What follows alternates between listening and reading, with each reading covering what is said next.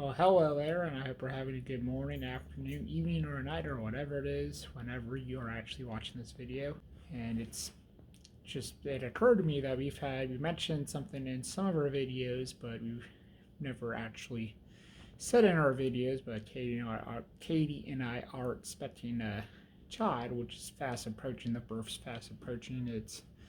As I filming this, it's December 21st, the first day of winter right now, and the due date is February 2nd, so that's like a month and a half, a little bit less until the due date comes, so that's going to be a big change, and we're of course both very excited. As some of you may or may not know, it has not been an easy process for us to get pregnant, so we are both greatly looking forward to having that, and I know we're somewhat prepared, but I know there's probably a whole lot we don't even know that we don't know and won't know until we find out after the baby comes.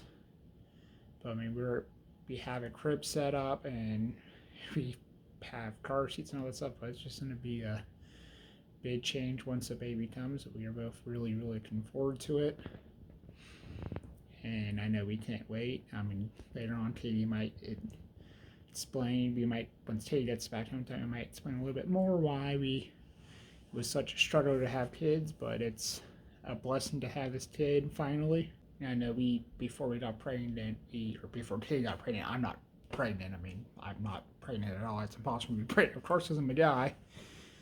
But before we successfully managed to get Katie pregnant, I know we went through some time of fertility doctors, and got to the point where they said the next step would have been for in vitro fertilization, and for a number of reasons we did not want to go down that path, and so we stopped with the fertility doctor. And then at one point it just happened the old-fashioned way of getting pregnant, and it was very unexpected. Like, as you know from watching videos, we just went to Disneyland. We actually booked that trip the day before we found out that she was pregnant.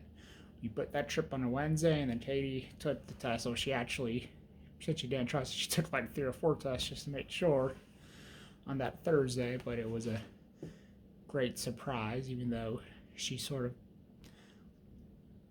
laughed at me or whatever because I didn't overly react. But I'm not one to typically get really overly excited or really upset, even though I am excited to have this kid. And I know that the first time we went to the doctor's office and heard the heartbeat, that was a pretty neat experience.